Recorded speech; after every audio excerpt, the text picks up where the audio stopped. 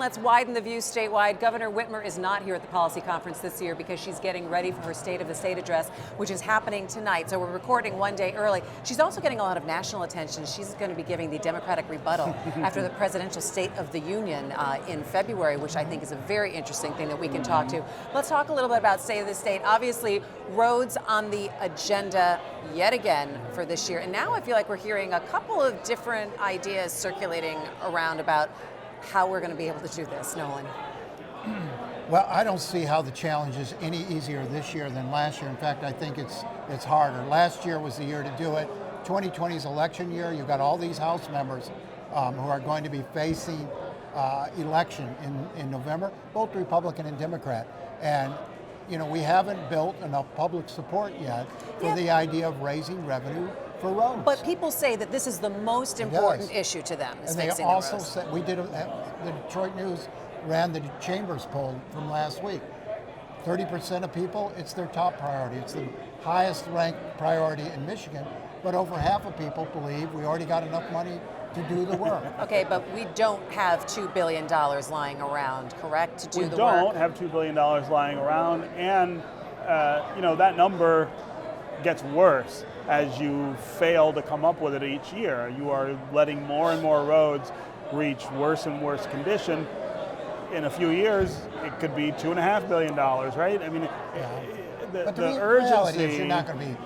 It's going to be hard to get $2 billion of work done in a year anyway. It would, but yeah. you know, but we do need some amount of money. Now, this idea of bonding for it, I think that has some appeal like that idea. Short term for a couple years. I don't like that while idea. we try to figure out the right mix for that is raising not revenue. something. What the people will It's not support. something you borrow for because it's not permanent infrastructure, it's not right? Ideal. It's maintenance you're talking You've got to keep the bond short term, and you can only I do don't. it for a couple I think years. that's really irresponsible. I get that. I don't disagree. Yeah, I get that we don't have a lot of other choices, but we've got to start talking about other ways to raise that money because people are not going to vote for new taxes, I think. Right. They might, though. This idea about raising much of the money through municipal tax issues, I think, you know, they have had some success. Yeah. When communities have gone to their voters and said, we need a tax to fix your local road right there. And that's a lot of the problem. But the problem with that is the unevenness in municipal finances. There's going to be a lot of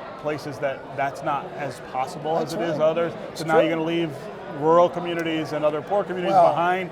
I don't love that either. Rural communities are beginning they get a disproportionate share anyway. So the idea of fixing Act 51 to better distribute the money, I think that's going to happen. Okay, really interesting that the Senate is now commissioning a study to the tune of $150,000. That might not go over very well for people to say, wait a minute, what about some toll roads here in Michigan, which has always been a non-starter because we are not a drive-through state. Well, that's actually not so.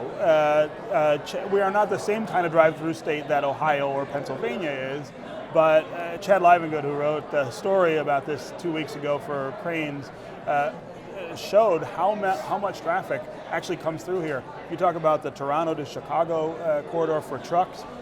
There's no other way to get there other than through Michigan. There's also traffic from the south that comes up into Canada through Michigan.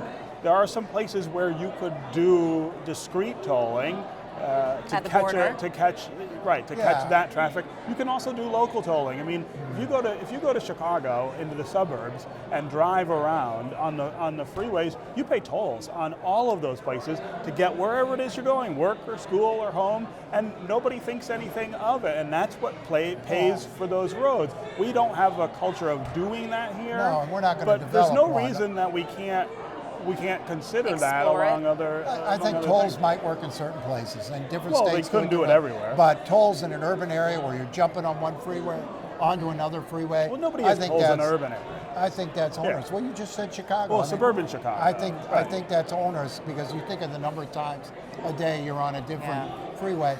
Well, they're going to study it. Yeah, here's the other thing about tolls. It may work in some places. But here's the other thing about tolls that people don't understand is that when you say toll, people think of the little booth with the gate and the ticket and the person in the thing. It doesn't work that way anymore. You just drive through a thing. It calculates but your. you still need cost. the booths and the gates. because not everybody, particularly if you're going to get the pass-through if you have the pass, but you don't, I mean, But people But you still traveling pay from it, other I mean. states won't have the pass. So you still need infrastructure. Well, well, that's true, right. All right, seeing as we're not going to solve roads right now, in the time that we have left, Governor Whitmer tapped to give the Democratic rebuttal after the State of the Union. What does that mean to you, Nolan? Well, I mean, I think we should be proud as a state. I don't know. I mean, it seems a little early to be spotlighting her. You know, she's 1 year in, hasn't got much done yet.